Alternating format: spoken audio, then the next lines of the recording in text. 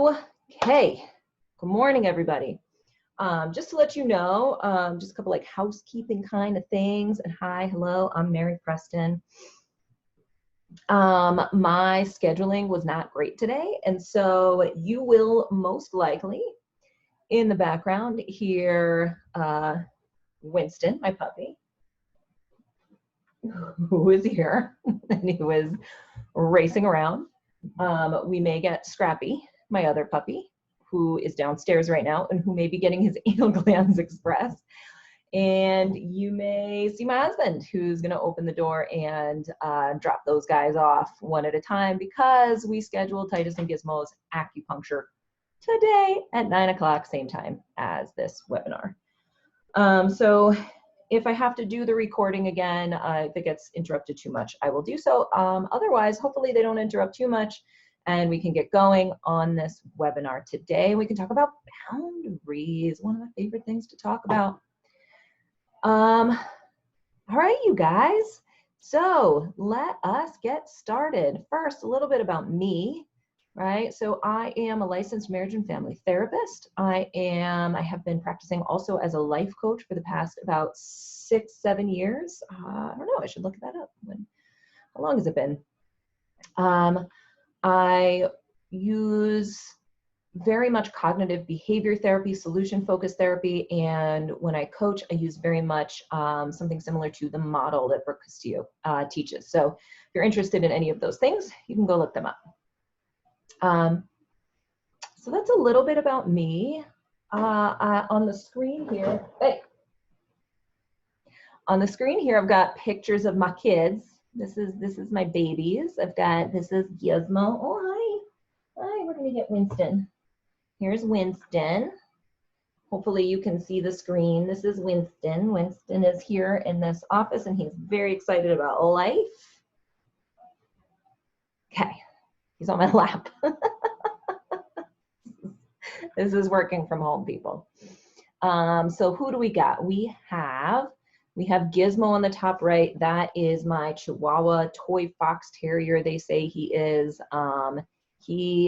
excellent with boundaries. If you were wondering, he has very clear lines of what he allows and doesn't allow in his life. And when we violate those, he is very vocal about it.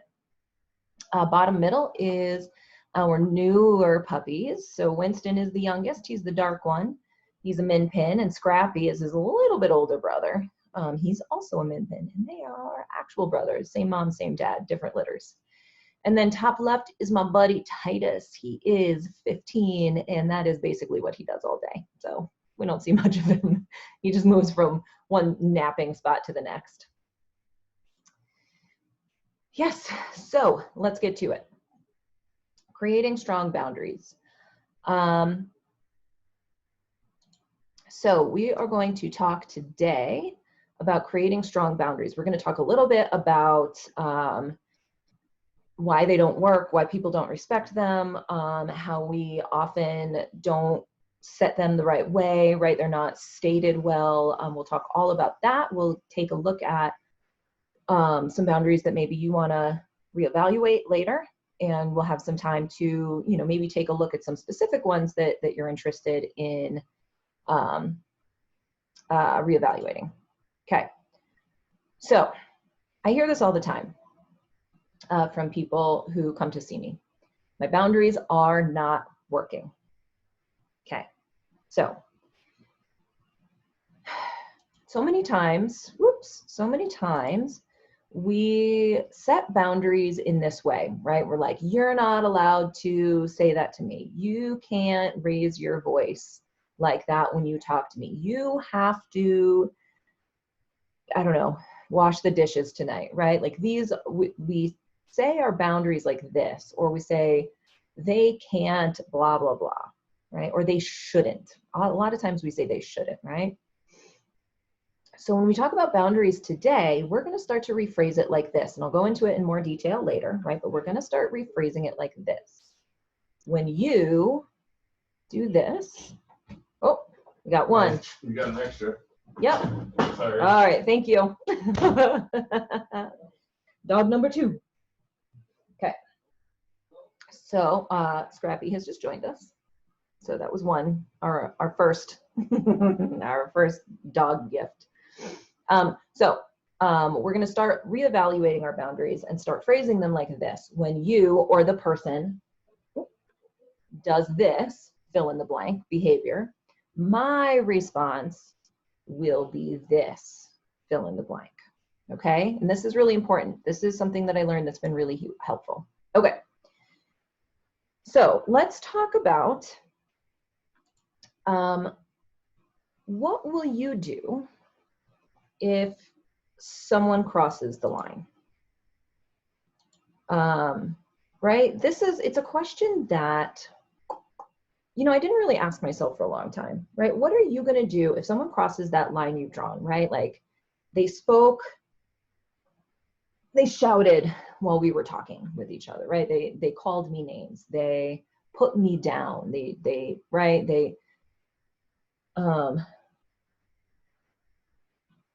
just checking out Scrappy, right? So the question that we don't ask ourselves usually is what is my response going to be if somebody crosses that line?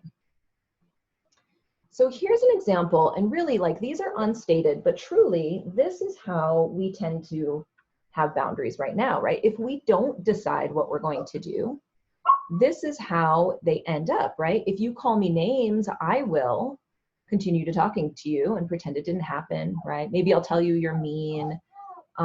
Maybe I will be polite in front of you, but then be really annoyed at you or talk about you behind your back, right? Maybe I'll just tell my coworkers that you're a jerk, right? If you call me names, I don't, right? These are not helpful ways that we are currently reacting to these things, right?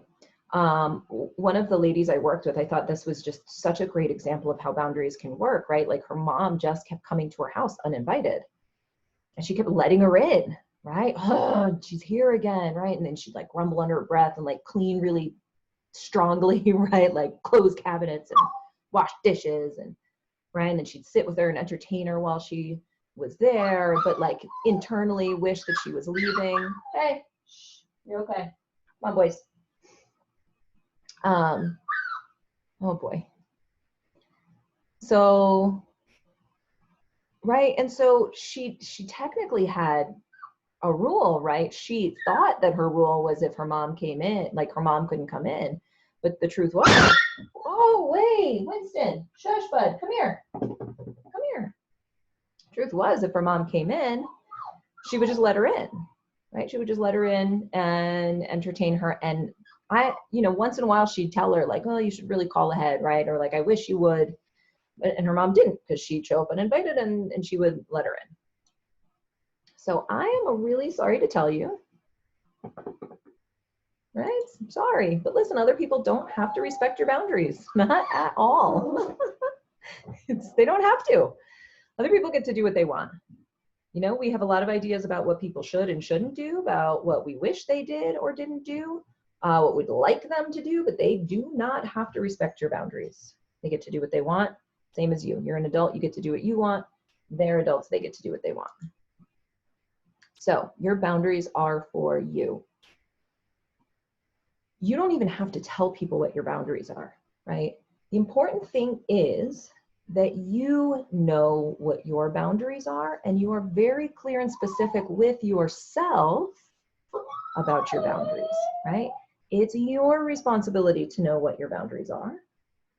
It's your responsibility to follow through with your response to violations of those boundaries. And this guy cracks me up. I don't know what it is about this picture. I was looking for like winky face, right? And this guy came up. I don't know. I thought it was a really, really excellent description. Okay, so do you know your boundaries, right? It says, oops. Oh, Winston. Okay, so do you know your boundaries? Winston, come here, buddy. Come here, baby. Come here. I know that your buddies are getting their acupuncture. They're getting their acupuncture.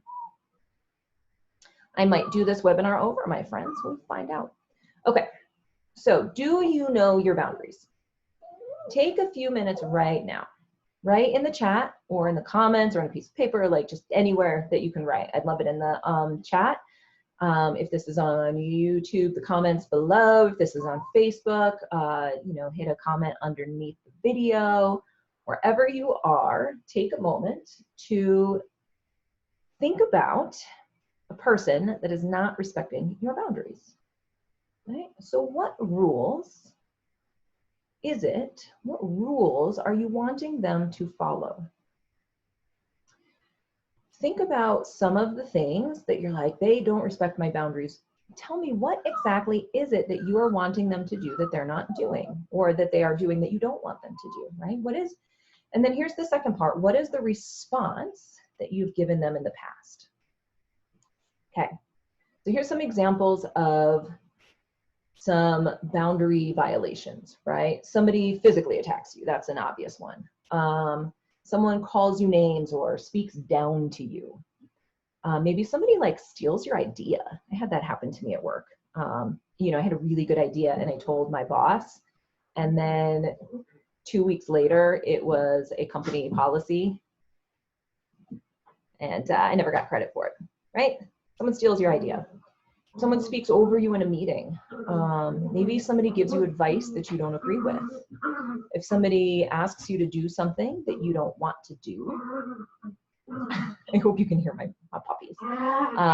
If someone comes over uninvited multiple times, if someone doesn't respect,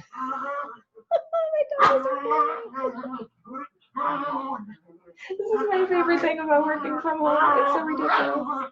Oh, they like play fighting, and he just like, he just nibbled my foot. Sorry, more examples of ways that people violate our boundaries. Someone gives you advice you don't agree with. Someone asks you to do something you don't want to do. Maybe somebody comes over uninvited multiple times. If someone doesn't respect your personal space. If someone touches you physically in a way that you don't like. If someone talks to your children inappropriately. And really, this is one to think about. If someone tells you you should change your appearance or behavior in some way, right? Like they've got some advice for you, some unwarranted, some unasked for advice. So think about your boundaries, right? Think of a person that's not respecting your boundaries. Tell me what rules it is that you want them to follow. And then go ahead and take a moment and pause this if you need some time. And tell me, what is the response that you've given them in the past, right? When somebody breaks that rule, when somebody violates that boundary, what is the response that you've given them in the past for that?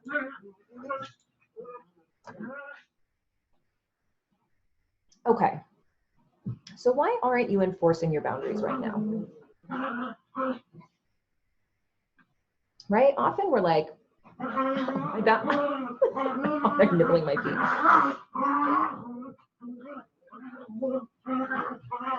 This is hilarious. Okay. So why aren't you enforcing your boundaries now? Here's some examples of reasons that I've heard, and some unsaid reasons, right, when we get down to it, that we don't enforce these boundaries, right? We have these rules and somebody breaks them, and we don't follow through with what we said we were going to do, right? Or we don't do anything about it. So the truth is, other people don't like when we set boundaries, right? So what's going to happen is I'm going to set this boundary, and they're going to have some feelings about that, right? They might feel like you're being mean.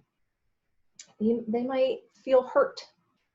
They might decide that you're being a jerk, right? They might get really angry. They might feel really disappointed. Ooh. Right? There might be some emotions about your boundaries. here's something else, right? You might have been taught to be polite, right? I'm making air quotes because politeness is often pretending, right? Pretending that you're okay with whatever's happening, right? You might have been taught if you don't have something nice to say, don't say anything at all. Ever heard that one? Right? That one sounds really nice, but it results in us holding back on saying things that are really important to say because we're thinking it's not nice, okay? You might have been taught, like a lot of us, that you don't have a right to object to something you don't like. I really feel like that was I went to Catholic school for many, many years, and I don't want to label all Catholic schools this way, but where I went, there were many things that I was not allowed to object to, right? We have this idea in elementary school that you get what you get, and you don't throw a fit, is what I've heard recently, right? That's the new preschool mantra, right? But we just basically were told to, in probably more kid-friendly words, but shut up and sit down and don't complain, right? So I've been taught that I did not have a right to ask for what I wanted. I did not have a right to object to what was given me. I did not have a right to object to the way anyone was treating me. I was supposed to share my toys. I was supposed to be nice. I wasn't supposed to speak up, right? Those are the lessons that I was taught, and therefore I became a people pleaser, right? Through most of my life, up until the last couple of years, spent my entire life trying to make sure that other people's feelings were good, were okay, that other people were fine. And so I was taught not to trust my instincts, right? Like, maybe I object to this, but this other person is having feelings, so I'm gonna have to go against that, right? And it might have been just my messages you heard, or, so many of us went through experiences where our trust was violated, right? Where, especially as children, but sometimes as adults as well, where something was done to us and we didn't have a say in whether or not it was okay, right? Sexual abuse, physical abuse, emotional abuse, trauma.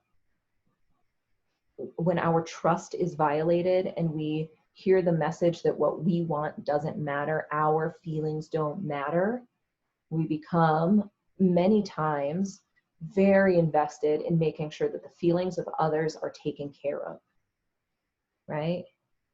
Just over and over, we're given the message, do what you're told. And so is it any wonder that when we try to enforce a boundary, we even just think about enforcing a boundary, listen, there's going to be some negative feelings from the other party, and that's not going to feel good, right? Like, a lot of people, they're like, oh, like they feel so bad or ashamed. Hey, come on, stop that. So bad or ashamed that they like are weak, or they can't set boundaries, right? Or that people walk all over them. And the truth is that we have been, like, over and over and over, we've been taught to please other people. And so the idea, right, like there's an actual trauma response, Winston, an actual trauma response that happens when we consider, like, even the idea of stating that you're not allowed to do this anymore, right? Like, they're going to have feelings. They're not going to like it. They're going to think poorly of us. They're going to think we're not nice people. And that goes against everything we've been taught for years and years and years. Okay? Really, really important to know. Okay. So we're going to take some time. I want you to look at your examples from the previous exercise. So all of the things that you want this other person or these other people to be doing, right? We've thought about, why is it that the boundaries are not working, right? Like, maybe you've been responding in a very passive way, right? Like, where you just allow it to keep happening without any particular consequence or response, right? Maybe you've just never told them. Maybe you had the boundary said in this way, right? When you do this, I will do this, but you didn't follow through. So I want you to look at your examples from the previous exercise. I want to write out your boundaries in a new way. Hey, don't do that. I want you to write them out in a new way, right? And it's going to be, when they do this, fill in the blank, I will respond in this way, right? When they break this rule, when they cross this line, when someone speaks over me in a meeting, when somebody calls me a name in a conversation, I will respond this way, fill in the blank. One of the ones that I really love to use as an example, and it's been so incredibly valuable to me, right? So my mom and I talk on the phone every week. I love talking to my mom. When I was growing up, and currently, honestly, unfortunately, my parents didn't get along. And growing up, I heard a lot of negative talk about my dad from my mom. You know, she wanted to tell me what was going on. She wanted to kind of like inform me. And I can't say what the intention was for that, but I heard, oh, right. And it used to be so frustrating. I just get so I'd feel so resentful and so angry and so mad, right? I'd defend him. I'd show up in a way that just really didn't feel good to me in response. But I would just let her do it. I would just listen and I would participate in the conversation. And what I learned was, I get to say, when you talk about dad, I am not going to participate. I don't want to hear about dad during these conversations. So I will remind you if you start talking about him. And if you don't, right, if you continue to talk about him, I'm just going to get off the phone. Right? I guess I just hang up. I've only had to hang up a couple of times. It didn't take long. Right? My mom knows that when she talks about my dad, I will literally retreat and hang up the phone. So she doesn't talk about him anymore. Every once in a while, she'll start to, and then I can hear it. I can hear it in her voice that she's like, oh, never mind, right? Never mind.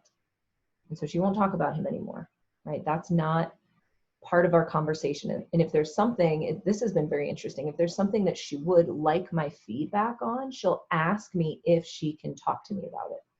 And so it ends up being a very different conversation, right? Because it's not like I don't ever want to talk about my dad with my mom, right?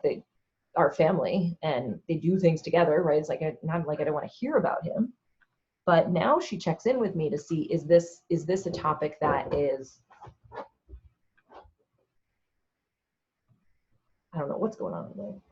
Is this a topic that is okay with you, right? She checks in with me, which is really fantastic. Okay, so think about your boundaries, right? When this person does this, so here's the answer to the example from the person whose parent would show up uninvited. So we talked about it, right? I was like, so what are your options when you've asked them to call ahead and they don't call ahead, right? They just show up at the door and then you let them in. And I said, so what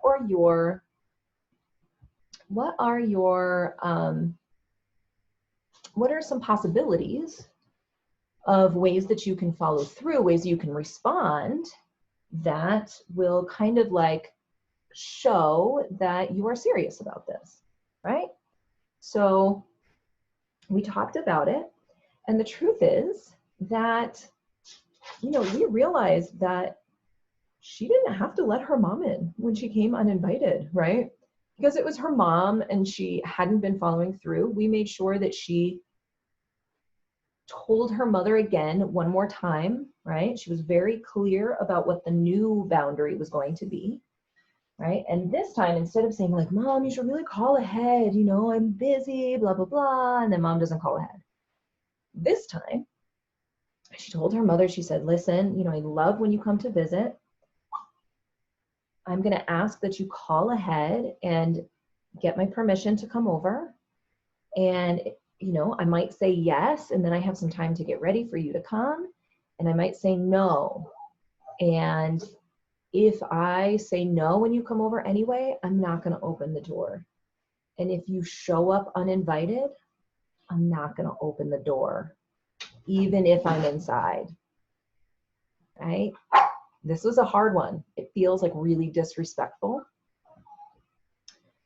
to not let your mom in when they're at the door, right? But this mom lived close enough that she was coming over all the time. And so she was like, listen, this has got to end. If you come over uninvited, I'm just not going to let you in, right? It's too much for me. So, right, I really like that idea. And then here's the next part that's really, really important: consistency and follow through, right? Once you set this boundary mentally to yourself, or you tell them that this is your new boundary, right? Like, mom, if you show up and you haven't called ahead, I'm not going to open the door. If you want them to respect your boundaries, you have to follow through. You have to, each and every time, not open the door when mom shows up uninvited. It is so important, right? If you have a rule about people calling you names, right? I have a rule about, because I have worked with kids and teens, and sometimes they get a little, they get a little frustrated in session and call me names. And I'm like, listen, I just have a rule where I don't, people don't call me names. And I usually restate it. And I'm like, I just don't participate in those conversations. And if you continue to call me names, I'm just going to go. I love that boundary, honestly. I love following through in my office. I kind of miss being face-to-face with people in my office. Working with kids when they don't expect you to. There's been many times when like a kid has been really mad, and there's a difference between being mad and venting versus focusing on me with their anger, right? Name calling, aggression, verbal aggression towards me. And I just leave. They can be in my office without me for a couple of minutes while they calm down. I let them know, like, listen, I'm not okay with that. I already asked you, and I'm gonna go. Come get me when you're calmed down. It's really kind of amazing. It's really fantastic. Okay, so very important. You have to be willing to follow through. You have to be willing to follow through. So when you think about your boundaries and you say, this is what I'm going to do in response, you have to be willing to follow through. I see parents do this all the time with kids. They say that if you do this, I'm going to do this. And they don't follow through. Don't promise your kids that there's a response and then don't follow up with it, right? They learn not to trust you. They learn that you're not going to, and whether or not it's a good idea or not, right? Like sometimes people are like, if you do this, I'm going to take away your phone forever. You're grounded for life. And it's like, well, first of all, that's something that you can't follow through on, and you shouldn't follow through on, right? Those are consequences that don't make any sense, right? So it's like, if you do this, here's the consequence. Let me make sure it's a consequence that I am comfortable with following through on. Even if I'm scared, right? I'm going to follow through, and that it makes sense, right? At work, if somebody touches my ass and I am not okay with it, I get to go to HR. Like, I get to tell somebody above me that somebody is being inappropriate, sexually inappropriate, right? I have that right. It makes sense. It might be scary to involve somebody else, but it makes sense and it's appropriate, right? So again, it's your responsibility to consistently follow through with your boundary every single time, right? Don't give in. If you find yourself giving in, take some time to talk with a person that's going to be honest with you. Maybe you need to reevaluate your boundary, right? Maybe it's a rule you actually don't care about. Maybe it's something that you don't know how to respond to. Maybe you've set a consequence that you actually can't follow through on, right? And maybe you need to work on the courage. Hey, hush, baby. Maybe you need to work on standing up for yourself or saying no. It's not easy work. And remember, other people are not going to like our boundaries, right? I used to get so upset when they were upset,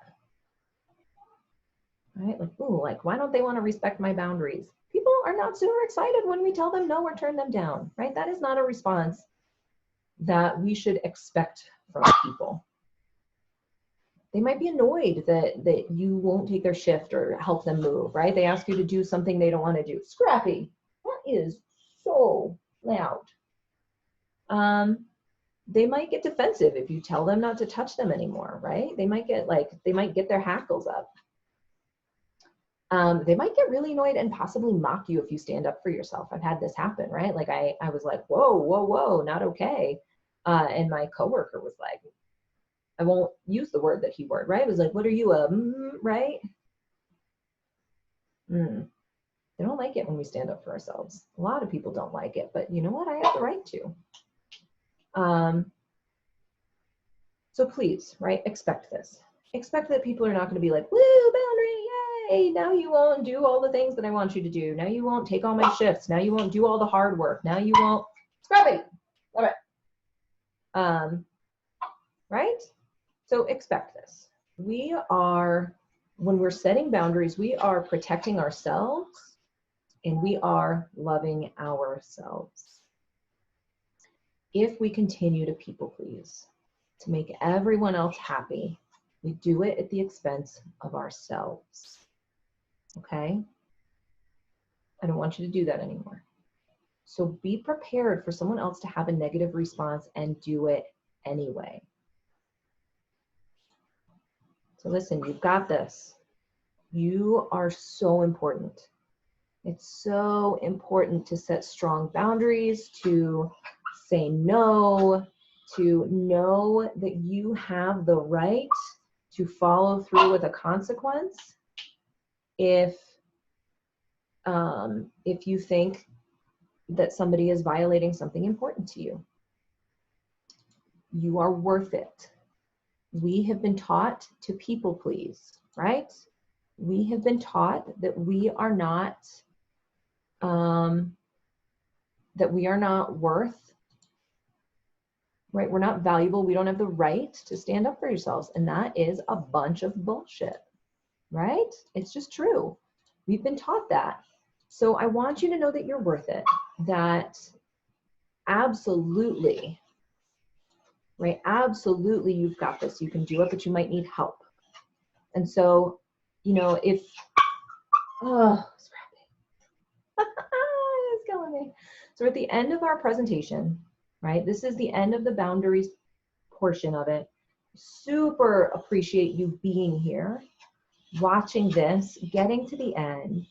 And just know that because this work is really difficult, you know, you may want to get some help. I highly recommend finding a therapist, right? One of the things that's really difficult is figuring out why it's so hard for us to follow through when we know what we're wanting to do to follow through, right? Why is it so hard to speak up?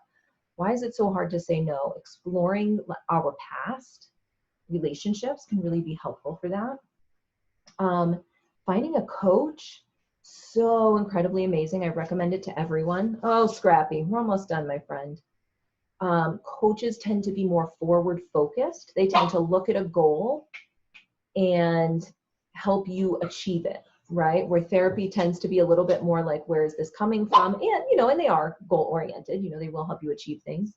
But the difference is, you know, usually with therapy, there's a diagnosable condition, right? There's high anxiety, there's depression, there's some other reason that you're having difficulty standing up for yourself. Super worthy, super valuable. Coaches tend to be very brief work, right? And like we get a lot done in a short amount of time.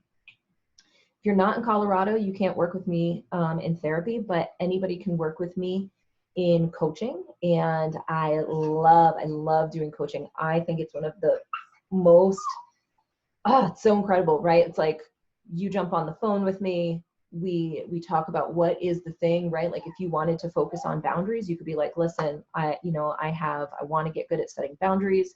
Here's the places where I'm having difficulty, and we set a goal and we set a plan, And in 6 weeks, right, all of my packages are 6 weeks because it's a perfect amount of time, right? 6 sessions over 6 weeks.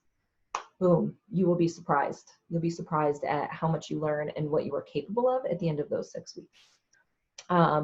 So you can always contact me. The information to contact me will be wherever it is that you're watching this, YouTube, Vimeo, Facebook, wherever it is, there will be a link to signing up with me. That's it, folks. Super fun. I would love to hear about what your plan is. Like, tell me about the boundaries that are not working for you right now. Tell me what your plan is for new boundaries. And Scrappy, oh my baby. Come on, come here, come. All right, we got to be done. Scrappy is not having it. Tell me what boundaries you're going to work on. Tell me what the plan is, and then if you can remember to come back and tell us the response to it, right? Tell us what the difficult part was, what the awesome part was. Come back and tell us what the follow-up ended up being. Okay? So great to be here with you, everyone. Come find me on Facebook, Mary Preston LMFT. Come find us in the Saying Goodbye to Burnout Facebook group. It's where we're most active. We do a lot of support with each other, a lot of healthcare professionals in there experiencing burnout, getting over burnout, and learning to set good boundaries. All right.